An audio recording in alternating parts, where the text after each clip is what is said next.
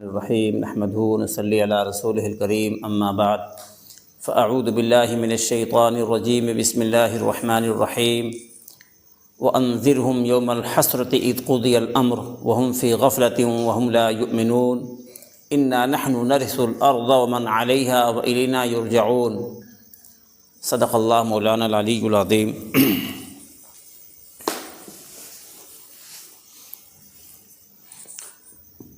محترم حضرات، برادران اسلام،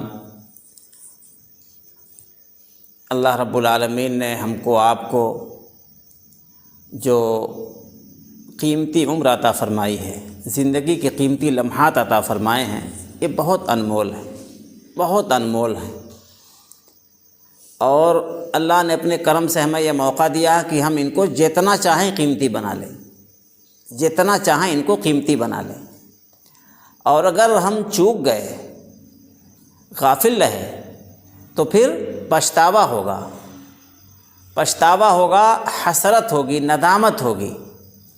جو میں نے قرآن پاک کی آیت آپ کو سنائی ہے، اللہ رب العالمین اپنے حبیب سرکار دو جہاں جناب محمد رسول اللہ صلی اللہ علیہ وسلم کو ارشاد فرماتے ہیں وَأَنذِرْهُمْ يَوْمَ الْحَسْرَةِ، اے ہمارے حبیب اپنی امت کو، دنیا کے بسنے والے تمام انسانوں کو آگاہ کر دیجئے، خبردار کر دیجئے، ان کو ڈرائیے پچھتاوے کے دن سے، یعنی قیامت کا دن جو حساب کتاب کا دن ہے وہ پچھتاوے کا دن ہوگا، وہاں انسان پچھتائے گا۔ جو کفر و شرک کے اندر مبتلا ہیں ان کے پچھتاوے کا تو کوئی اس کا اندازہ ہی نہیں ہے، وہ تو اپنے پیدا ہونے پہ پچھتائیں گے، اپنے پیدا ہونے پہ پچھتائیں گے۔ وَيَقُولُ الْكَافِرُ يَا لَيْتَنِي كُنْتُ تُرَابًا، اللہ کو نہ ماننے والا، جو اللہ کا انکار کرنے والا ہے، وہ پچھتائے گا کہ یا اللہ ہم پیدا ہی نہ ہوئے ہوتے، ہم دنیا میں آئے ہی نہ ہوتے، ہم مٹی ہوتے، خاک ہوتے، ہم ہیچ ہوتے، ہمارا کہیں وجود ہی نہ ہوتا۔ اور جو ایمان سے دور ہیں، اسلام کو قبول نہیں کر رہے ہیں، آج اسلام کا مذاق اڑا رہے ہیں، وہ کیا ہے؟ ربما یود الذین کفروا لو کانوا مسلمین، وہ آرزو کریں گے قیامت کے دن جب انجام دیکھیں گے کفر و شرک کا، تو آرزو کریں گے لو کانوا مسلمین، کاش کہ ہم بھی اسلام لے آئے ہوتے، ہم بھی اسلام کو قبول کر لیے ہوتے۔ تو بھائیو، پچھتاوے کا دن ہوگا۔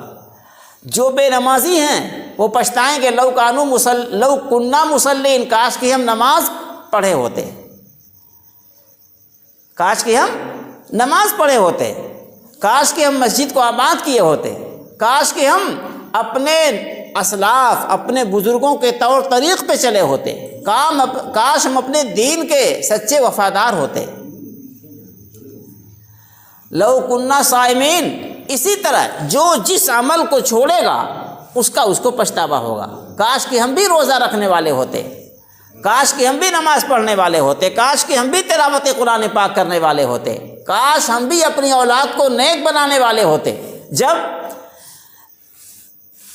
ان لوگوں کو اللہ تعالیٰ بڑے بڑے اعزازات اور مقامات سے نوازیں گے جو اپنی اولادوں کو نیک اور دیندار اور خدا و رسول کا فرمانبردار بنا کے دنیا سے جائیں گے، جب ان کو اپنی اولادوں کی نیکوکاری کا، دینداری کا صلہ ملے گا، تو جو لوگ آج اپنی اولادوں کو یوں ہی برباد کر رہے ہیں، تو ان کو پچھتاوا ہوگا کہ کاش کہ ہم بھی اسی راستے پہ چلے ہوتے۔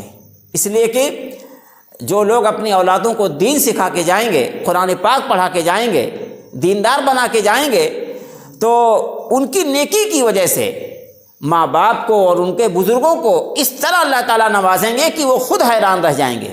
تم سے کہا جائے گا بِأَخْذِ وَلَدِكُمَا الْقُرْآنَ، تمہارے بچے نے قرآن پاک حاصل کیا، قرآن پاک کے مطابق زندگی گزاری، یعنی دین کو اختیار کیا، دینی اعمال کو اختیار کیا، خدا کی عبادت اور بندوں کی خدمت کیا، خدا کی عبادت اور بندوں کی خدمت کیا، تو آج ہم تمہاری اس نیکی کو قبول کر کے آج تمہیں اس مقام تک پہنچا رہے ہیں۔ تو بھائیو، اللہ تعالیٰ اپنے حبیب سے فرماتے ہیں کہ انسانوں کو آگاہ کر دیجئے پچھتاوے کے دن سے۔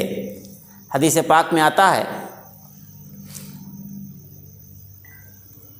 کہ جن کو اللہ تعالیٰ جنت میں داخل فرما دیں گے، تو جنت تو عیش و آرام کی جگہ ہے، سکون اور سرور کی جگہ ہے، رضا کی جگہ ہے، بندہ اللہ سے راضی، اللہ بندے سے راضی، کیا ہے؟ راضیتم مرضیہ، کہ اے بندے اللہ کی جنت میں چلے جاؤ، اور تمہارا جانا اس شان سے ہے کہ تم بھی اللہ سے راضی اور اللہ تم سے راضی، تم اللہ سے راضی اور اللہ تم سے راضی۔ ایسا تو ہوتا ہے کہ بیوی شوہر سے خوش ہے اور چاہتی ہے کہ شوہر بھی خوش رہے، لیکن یہ ہمیشہ ٹیڑھا رہتا ہے، اور کبھی الٹا ہوتا ہے، کبھی الٹا ہوتا ہے کہ شوہر خوش رہتا ہے اور چاہتا بیوی بھی شرافت سے رہے، لیکن ہمیشہ وہ ٹیڑھی رہتی ہے۔ دونوں خوش ہوں، یہ اس سے خوش ہوا اور اس سے خوش، تو زندگی کا لطف اور ہے۔ اللہ تعالیٰ فرمائیں گے آج جس مالک کے مہمان بن رہے ہو تم اس مالک سے خوش ہو اور وہ مالک تم سے خوش ہے، مالک تم سے خوش ہے، راضیتم مرضیہ۔ تو فرمایا کہ اہل جنت جب جنت میں داخل ہو جائیں گے تو لا يتحسر اہل الجنہ الا علی ساعۃ مرت بہم لم یذکروا اللہ تعالیٰ فیہا۔ اہل جنت کو اگر کسی چیز کا پچھتاوا ہوگا، جنتی لوگوں کو کسی چیز کا اگر ملال ہوگا تو صرف ان نیکیوں کا ہوگا جو کما سکتے تھے اور نہیں کمائے۔ اللہ کا ذکر جن گھڑیوں میں کر سکتے تھے اور نہیں کیے، جیسے مولانا کہہ رہے ہیں کہ اللہ کے حبیب امام الانبیاء جناب محمد رسول اللہ صلی اللہ علیہ وسلم نے اپنے چچا حضرت عباس رضی اللہ عنہ کو نصیحت کی کہ چچا یہ نماز روز پڑھیے، نہیں تو ہفتے میں پڑھیے، نہیں تو مہینے میں پڑھیے، نہیں تو سال میں، زندگی میں ایک بار تو ضرور پڑھ لیجئے، زندگی میں ایک بار تو ضرور پڑھ لیجئے۔ اب ہم اگر اللہ کی توفیق سے اس لائق ہیں، ہماری صحت ایسی ہے اور ہمارے پاس اتنی آسانیاں ہیں، ہم چاہیں تو روز پڑھ سکتے ہیں، اور نہیں پڑھے رہیں گے، پڑھنے والوں کو دیکھیں گے تو بہت پچھتائیں گے، پڑھنے والوں کو جب دیکھیں گے تو کیا بہت پچھتائیں گے۔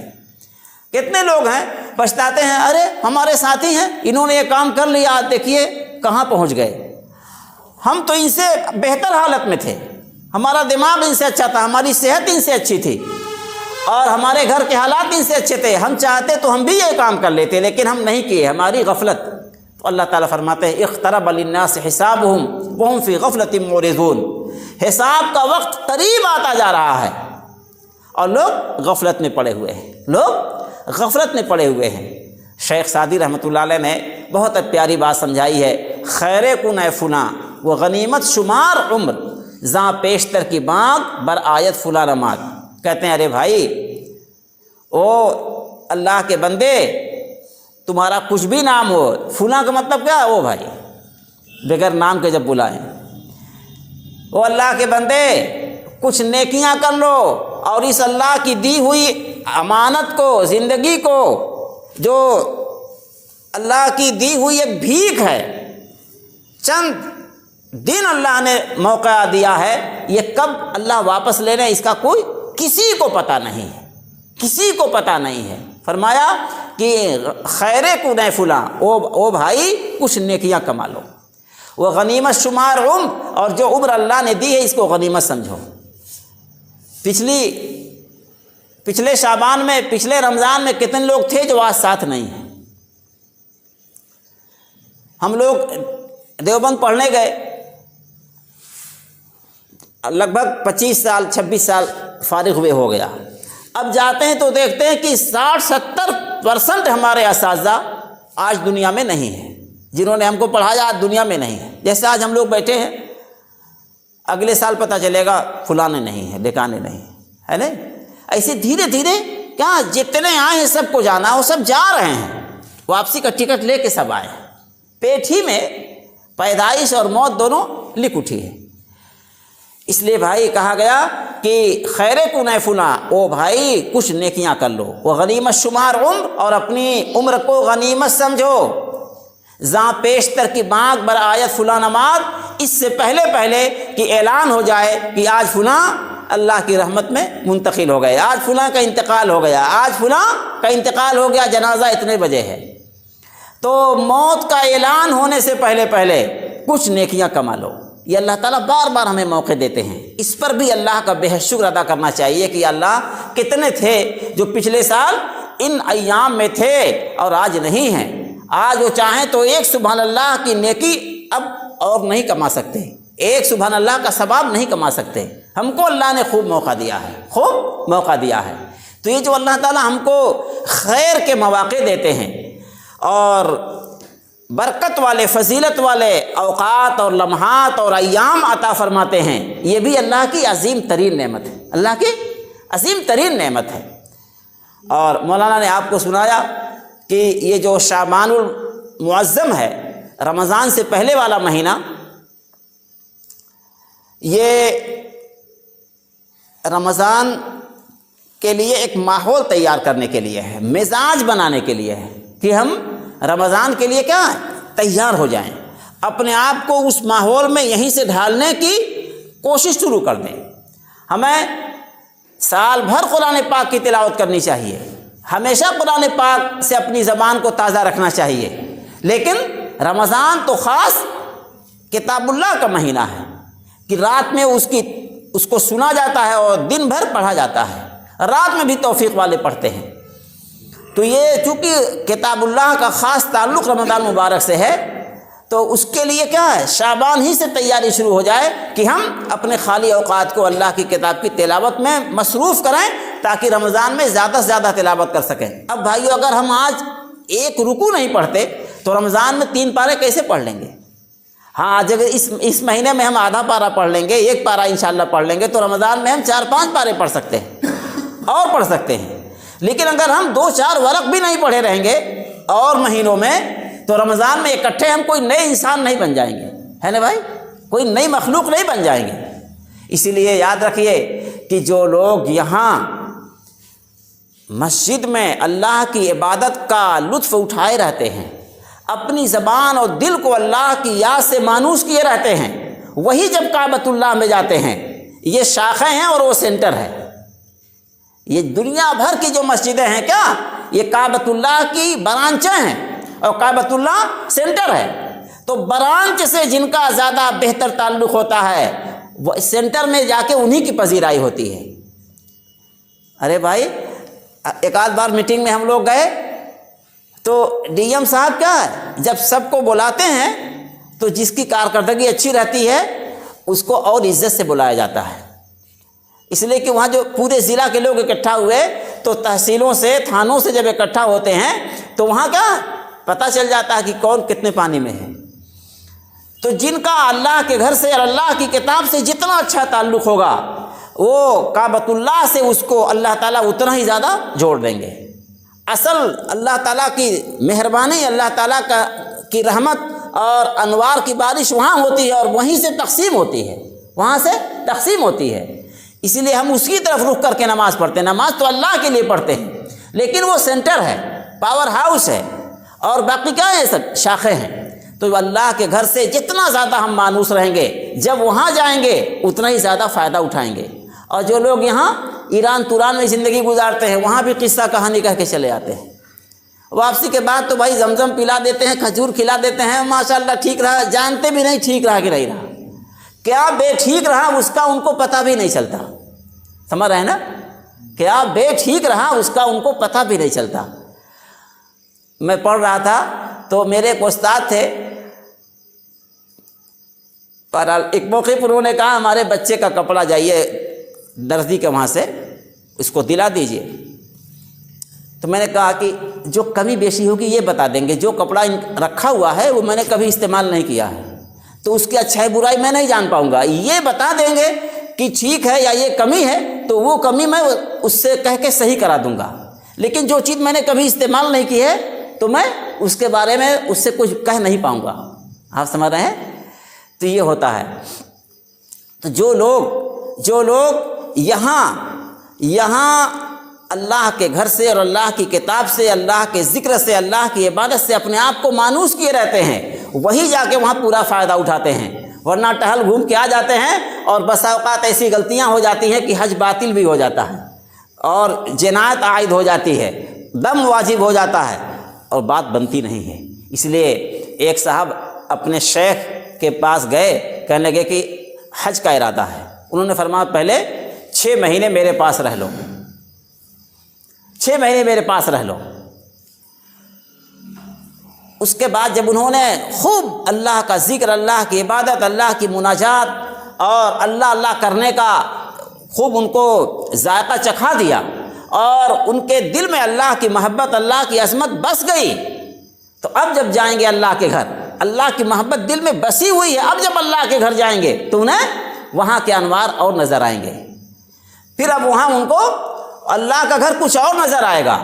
اس لیے کہا جاتا ہے کہ جو اللہ والے ہیں، اللہ والے ہیں، ان کی ایک نگاہ، ان کی 2 رکعتیں اوروں کی 1000 رکعتوں سے بڑھ کے ہیں، 1000 رکعتوں سے کیا بڑھ کے ہیں۔ تو بھائیو، عرض کر رہا تھا کہ ہم چاہیں تو اپنی زندگی کو بہت قیمتی بنا لیں، بہت قیمتی بنا لیں، اور اگر غافل رہے تو اللہ نے پہلے سے آگاہ کیا ہے، وَأَنذِرْهُمْ يَوْمَ الْحَسْرَةِ، اے نبی آپ اپنے امت کو اور انسانوں کو آگاہ کر دیجئے پچھتاوے کے دن سے، کہ ڈریں اس دن پچھتانے کی نوبت نہ آوے، اس دن پچھتانے کی نوبت نہ آوے۔ اللہ تعالیٰ اس دن کی رسوائی سے، حسرت سے، ملال سے اور شرمندگی سے ہم سب کی حفاظت فرمائیں۔ تو ہماری ماں و بہنیں بھی سنیں کہ ہمیں جو اللہ نے زندگی کے قیمتی لمحات دیے ہیں، ان کو ہمیں بے حد قیمتی بنانا ہے، انشاءاللہ قیمتی بنانا ہے۔ آقا دو عالم سرکار دو جہاں جناب محمد رسول اللہ صلی اللہ علیہ وسلم کیا ہے، اس مہینے میں خوب روزے رکھتے تھے، کیا سکھانے کے لیے کہ جب خوب روزے رکھے رہو گے تو رمضان کا روزہ تمہیں بھاری نہیں پڑے گا، رمضان کا روزہ بھاری نہیں پڑے گا، اس کے لیے تمہیں کچھ گھبراہٹ نہیں ہوگی، اکتاہٹ نہیں ہوگی، بوجھ نہیں سمجھو گے، شوق سے اس کو قبول کرو گے۔ اللہ تعالی ہمیں بھی یہ جذبہ نصیب فرمائے۔ حضرت عائشہ رضی اللہ عنہا فرماتی ہیں کہ آپ اس مہینے میں ایسا مسلسل روزے رکھتے تھے، مولانا سنا کہ 27 تک آپ رکھتے تھے، ایسا مسلسل روزہ رکھتے تھے، ہم لوگ کہتے تھے کہ اب لگتا ہے کہ چالو ہی رہے گا، لیکن اس کے بعد ایسا اسٹاپ لگاتے تھے کہ ہم لوگ کہتے تھے کہ اب اس کے بعد بند رہے گا۔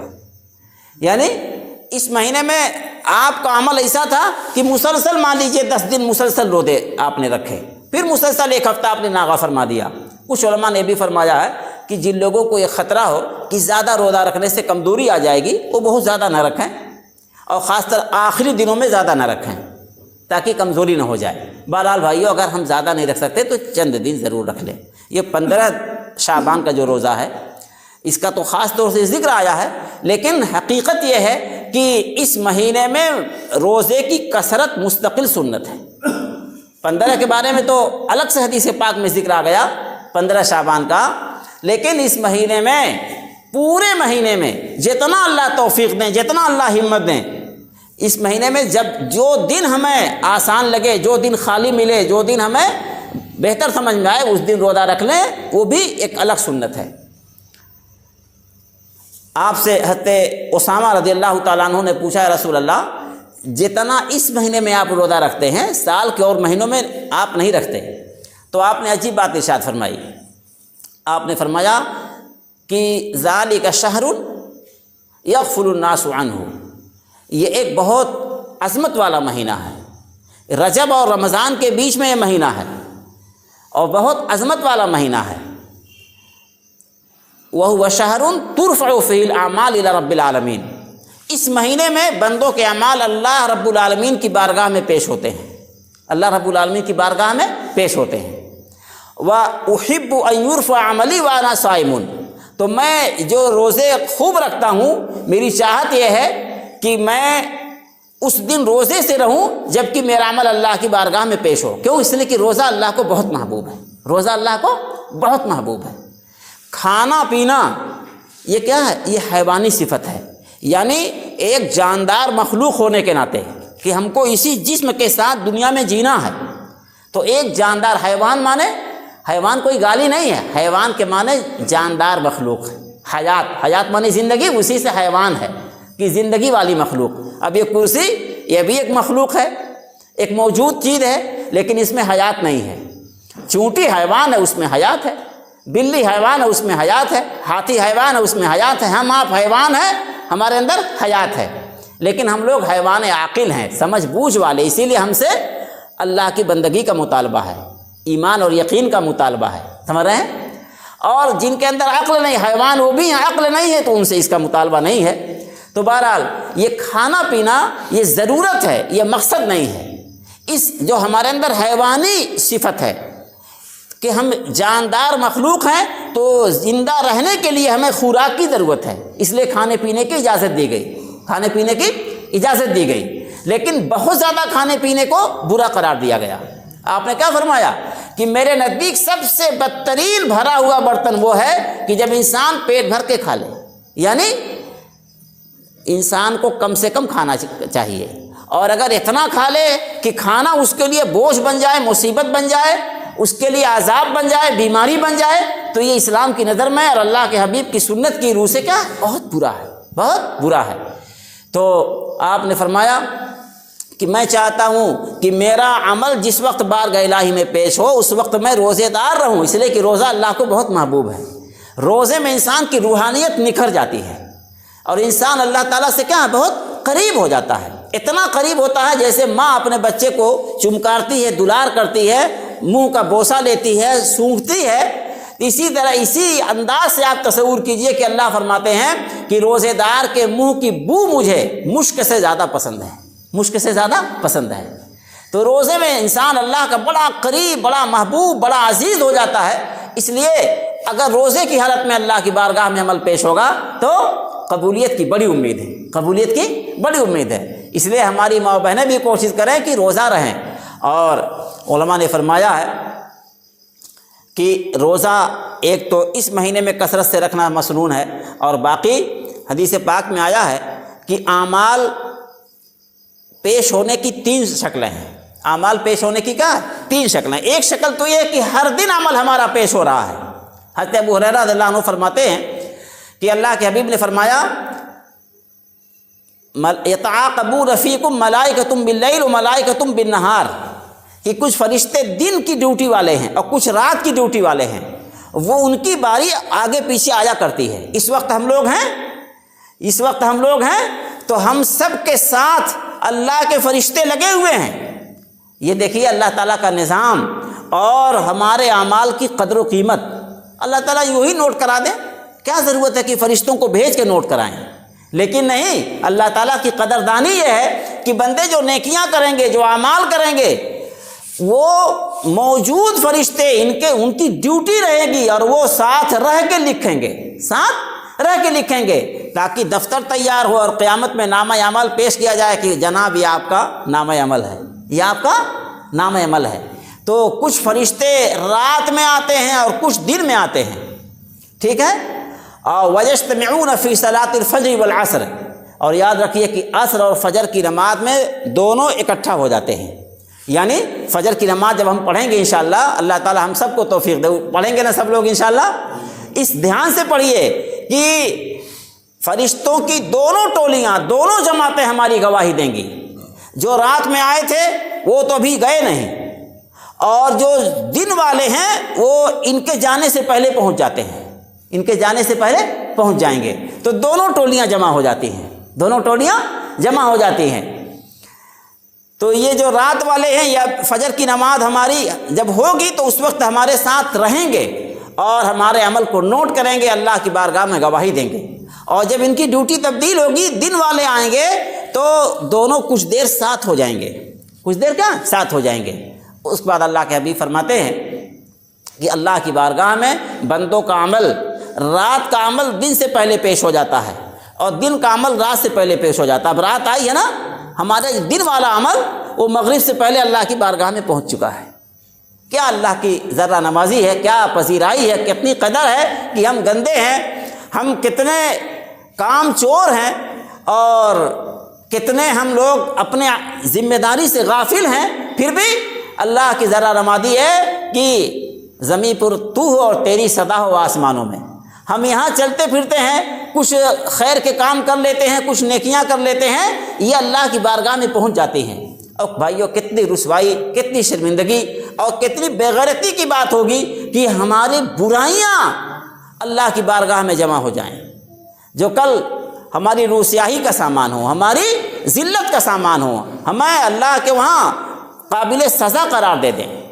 لہذا بھائیو یہ کوئی کھیل تماشا نہیں ہے، غنیمت سمجھ زندگی کی بہار کہ آنا نہ ہوگا یہاں بار بار۔ تو بھائیو یہ ہمارے عمل اللہ کی بارگاہ میں ایک تو روزانہ پیش ہوتے ہیں، اور حدیث میں آیا کہ بندوں کے اعمال ہفتے میں 2 بار پیش ہوتے ہیں. کیسے؟ ہفتے میں 2 بار پیش ہوتے ہیں کہ تورد الاعمال کل جمعۃ یوم الاثنین و یوم الخمیس. فرمایا کہ ہر ہفتے میں بندوں کے اعمال ایک بار دوشنبہ کے دن پیش ہوتے ہیں اور ایک بار جمعرات کے دن. دوشنبہ کے دن اور جمعرات کے دن. اسی لیے اللہ کے حبیب سرور دو جہاں جناب محمد رسول اللہ صلی اللہ علیہ وسلم کی سنت ہے، اللہ جنہیں توفیق دیں کہ دوشنبہ کو اور جمعرات کو روزہ رکھا جائے. دوشنبہ اور جمعرات کو جو روزہ رکھنے کی سنت ہے وہ اسی بنیاد پر ہے کہ دوشنبہ کو بھی بندوں کے اعمال اللہ کی بارگاہ میں پیش ہوتے ہیں، جمعرات کو بھی بندوں کے اعمال اللہ کی بارگاہ میں پیش ہوتے ہیں. اور اللہ کے حبیب کیا فرماتے ہیں؟ مجھے پسند یہ ہے کہ میرا عمل اللہ کی بارگاہ میں اس وقت پیش ہو جب میں روزے سے ہوں. تو بھائی نیت کریں انشاءاللہ کہ اگر اللہ تعالیٰ ہمت دیں گے، فرصت دیں گے، اور ہماری ماں بہنیں خاص طور سے نیت کریں. ہم ماں بہنوں کو تو اللہ نے بہت فارغ رکھا ہے، بہت فارغ رکھا ہے. انہیں مشکل ذمہ داریاں اللہ نے نہیں دی ہیں، مشکل کام، محنت کے کام، باہر کے کام اللہ نے ان کے ذمے نہیں لگائے ہیں. وہ ہمت کریں کہ انشاءاللہ ہم دوشنبہ کو، جمعرات کو روزہ رکھیں گے. اور چونکہ عورتیں نیک دل ہوتی ہیں، پاک دل ہوتی ہیں، پاک نظر ہوتی ہیں، ان کے ساتھ جھمیلے نہیں، معاملات نہیں، اور وہ کمزور ہیں، اور اس لیے اللہ کی رحمت کی زیادہ وہ مستحق ہوتی ہیں. اللہ کی رحمت ان کی طرف اور جلدی متوجہ ہوتی ہے. تو وہ روزہ رکھ کر دعائیں کریں اپنے لیے، اپنی اولادوں کے لیے، گھر گھرانے کے لیے، پوری امت کے لیے. انشاءاللہ اس سے بڑے خیر کی امید ہے، بہت خیر کی امید ہے. تو ایک تو ہفتے میں اعمال پیش ہوتے ہیں اور ایک سالانہ پیشی ہوتی ہے جو 15 شعبان کی رات میں ہوتی ہے. مولانا نے بتایا کہ اتوار کا دن گزر کے جو رات آئے گی، وہی نا مولانا، اتوار کا دن گزر کے جو رات آئے گی وہ 15 شعبان کی رات ہے، یعنی شب برات ہے. شب برات، برات کے معنی بری ہو جانا. اللہ تعالیٰ اس رات میں جہنم سے لوگوں کو بری کرتے ہیں، جہنم سے آزادی دیتے ہیں، خلاصی دیتے ہیں، معافی دیتے ہیں، معافی دیتے ہیں. اور فرمایا کہ بنو کلب کی جو بکریاں ہیں، ان بکریوں کے جسم پر جو بال ہیں، یعنی انگنت، جو قبیلہ بکریاں پالتا تھا اور خوب پالتا تھا، تو حدیث میں آیا کہ بنو کلب کی بکریوں کے بالوں کے برابر اللہ تعالیٰ جہنم سے قیدیوں کو آزاد فرماتے ہیں، بری فرماتے ہیں. اس لیے اس کا نام شب برات ہوا، لیلۃ البرات. اللہ تعالیٰ ہمیں، ہمارے باپ دادوں کو، ہمارے اسلاف کو اس رات میں خوب خوب بری فرما دے اور اونچے درجات عطا فرما دیں. اللہ سے مانگنے میں کوئی شرم نہیں کرنی چاہیے. یہ نہیں کہ اللہ تعالیٰ ہم آپ سے بڑی چیز کیسے مانگے، نہیں، اللہ کی بارگاہ اتنی بڑی ہے، اتنی بڑی ہے، جو کچھ مانگ لیجئے سب کچھ کم ہے. حدیث پاک میں اللہ کے حبیب امام الانبیاء جناب محمد رسول اللہ صلی اللہ علیہ وسلم نے ارشاد فرمایا کہ تمہارے انسان، تمہارے جنات، تمہارے انسان، تمہارے جنات، تمہارے چھوٹے بڑے، تمہارے پہلے اور تمہارے بعد کے سب کہیں اکٹھا ہو جائیں اور جتنا مانگ سکتے ہیں مانگ لیں، جتنا سوچ سکتے ہیں، تمنا کر سکتے ہیں، سب اللہ سے مانگ لیں اور اللہ تعالیٰ دے دیں. تو اللہ کے خزانے سے اتنا بھی نہیں کم ہوگا جتنا سمندر میں سوئی ڈال دیں اور نکال لیں. تو سوئی کے نوک پر جو پانی سمندر سے نکلا ہے، تو سمندر سے اس سوئی کے نوک والے پانی سے جو کمی ہوئی ہے، اتنا بھی کمی اللہ کے خزانے میں نہیں ہوگی. اللہ کا خزانہ لامحدود ہے بھائی. کیا ہے؟ لامحدود ہے، بے حد و شمار ہے. اسی تصور سے ہمیں مانگنا چاہیے، لہذا اللہ سے مانگنا چاہیے. مولانا خالد سیف اللہ رحمانی دامت برکاتہم اس زمانے کے بہت بڑے عالم ہیں. انہوں نے ایک بار دعا پہ مضمون لکھا تھا، بڑا پیارا مضمون لکھا تھا. تو انہوں نے اس پر اسے ایک شعر نقل کیا تھا: مانگیے پھر مانگیے پھر مانگیے، مانگنے میں شرمندگی اچھی نہیں. اللہ عظیم ہے، کریم ہے، ان کی بارگاہ میں تقسیم ہوتا رہتا ہے. ید اللہ ملآ، اللہ کے ہاتھ بھرے ہوئے ہیں، اللہ کے ہاتھ کیا بھرے ہوئے ہیں. لہذا اللہ سے مانگنے میں کوئی شرم نہیں ہے. ہماری ماں بہنیں پردے کا اہتمام کریں، نماز روزے کا اہتمام کریں. بہت مختصر اعمال پر ان کی اللہ کے وہاں وہ عزت ہے، اللہ کے وہاں وہ عزت ہے، اللہ کے وہاں کہ حدیث میں آیا کہ اگر کوئی عورت نماز پڑھ لے، صلت خمسہ، صامت شہرہ، رمضان مبارک کے روزے رکھ لے، اگر زیورات ہیں، دولت ہے، زکوٰۃ دے لے، اللہ نے موقع دیا ہے، حج فرض ہے وہ کر لے، اور اپنی شرمگاہ کی حفاظت کر لے، یعنی بے حیائی اور بدکاری سے اپنے آپ کو بچا لے، تو جنت کے سب دروازے اس کے لیے کھل جائیں گے. فلتدخل من ای ابواب الجنۃ شاء. جنت کے جس دروازے سے چاہے داخل ہو جائے۔ بھائیو، لوگ سمجھتے نہیں ہیں کہ اللہ تعالیٰ کے وہاں ہماری ماں بہنوں کی کیا قیمت ہے، اس لیے پردہ ان پر بوجھ نہیں ہے، پردہ ان کا اعزاز ہے۔ پردہ کیا؟ ان کا اعزاز ہے، ان کی عزت ہے۔ یہ اتنی باعزت ہیں کہ کوئی بری نگاہ ان پر نہ پڑنے پائے، کسی آوارہ، کسی بدکار، کسی مریض اور کسی گندے آدمی کی نگاہ ان پر نہ پڑے۔ اللہ تعالیٰ یہ ان کا اکرام فرماتے ہیں۔ لیکن جو بدکار ہیں، شیطان کی بولی بولنے والے ہیں، وہ اکسانے کے لیے، بہکانے کے لیے کہتے ہیں کہ پردہ بوجھ ہے، قید ہے، اور اس سے ان کی آزادی ختم ہوتی ہے۔ آزادی کا مطلب یہ ہے کہ ان کو باہر لے جا کر کے غلط راستے پہ ڈالنا چاہتے ہیں، اور جہاں یہ باہر لے گئے وہاں انہوں نے عزت و آبرو تار تار کر رکھی ہے۔ جہاں بے دینی ہے، کفر و شرک ہے، آپ دیکھیے مسیحی دنیا، عیسائیوں کے وہاں، یہودیوں کے وہاں، اور جو ایمان سے اور خدا کے نظام سے دور ہیں ان کے وہاں دیکھیے کہ انہوں نے کچومر نکال کے رکھ دیا عورت کی عزت کا۔ ہر چیز کا دام بڑھ رہا ہے، عزت کا دام گھٹ رہا ہے۔ اتنی بڑی تعداد میں بدکار عورتوں کو اتار دیا گیا بازاروں میں کہ اب کم دام پر عزتیں بک رہی ہیں، کم داموں میں بک رہی ہیں۔ لہذا بھائیوں، ہماری خواتین، ہماری ماں بہنیں، ایمان والی، پردہ والی، عزت والی ماں بہنیں، یہ سمجھے کہ اللہ اتنے کریم ہیں، اتنے مہربان ہیں، اتنا ہمیں عزیز رکھتے ہیں کہ انہوں نے ہم کو ہمارا باہر نکلنا، بے پردہ رہنا اللہ نے گوارا نہیں فرمایا۔ اللہ نے گوارا نہیں فرمایا۔ یہ ان کی محبت ہے، ان کی طرف سے اعزاز ہے، اور ان کی قدردانی ہے، ان کی قدردانی ہے۔ تو بہرحال ہماری ماں بہنیں بھی روزے کا اہتمام کریں، دعاؤں کا اہتمام کریں۔ تو ایک تو روزانہ پیشی ہوتی ہے کہ صبح بھی ہمارے اعمال اللہ کی بارگاہ میں پیش ہوتے ہیں، شام بھی پیش ہوتے ہیں، ہفتے میں 2 بار پیش ہوتے ہیں، اور سالانہ اس رات میں پیش ہوتے ہیں۔ جب رات میں آپ عبادت کریں گے، دعائیں کریں گے، تو اس وقت اگر عبادت کا وقت ہوگا، رونے دھونے کا وقت ہوگا، اللہ سے معافی مانگنے کا وقت ہوگا، تو اس وقت اگر ہم ہو گیا وہاں، اچھا ہاں قریب ہے، اس وقت اگر ہم اللہ جو ہے ہمارے اعمال پیش ہوں گے تو انشاءاللہ قبولیت کی بہت زیادہ امید ہے۔ تو اللہ کے حبیب نے فرمایا وَأَنذِرْهُمْ يَوْمَ الْحَسْرَةِ إِذْ قُضِيَ الْأَمْرُ، اے نبی لوگوں کو ڈرا دیجئے پچھتاوے کے دن سے جب فیصلہ کر دیا جائے گا۔ حدیث پاک میں آیا فیصلہ کیسے ہوگا کہ جنت والوں کو جنت میں داخل کر دیا جائے گا، اور جہنمیوں کو جہنم میں داخل کر دیا جائے گا، اور موت کو ایک چت قبرے میڈھے کی شکل میں، بکرا مان لیجئے، ایک چت قبرے بکرے میڈھے کی شکل میں لا کے جنت جہنم کے بیچ میں ذبح کر دیا جائے گا، اور کہا جائے گا وہ جنت والوں اب خلود ہے، ہمیشہ ہمیشہ رہنا ہے، موت نہیں ہے۔ اور جہنمیوں سے بھی کہا جائے گا کہ اب موت نہیں ہے، ہمیشہ ہمیشہ رہنا ہے۔ اب وہاں حسرت ہوگی کہ اب اس کے بعد تو ہم نکل نہیں سکتے ہیں۔ اللہ تعالیٰ اس دن کی حسرت سے ہمیں محفوظ رکھیں۔ اس دن ہم کو اور ہمارے خاندان کو، ہماری نسلوں کو، ہمارے بزرگوں کو، آنے والی نسلوں کو اللہ تعالیٰ سب کو سرخرو فرمائیں، اور دنیا سے جانے سے پہلے ہی اس دن کی تیاری کی توفیق عطا فرمائیں۔ ایک جملہ اور سن لیجئے کہ حضرت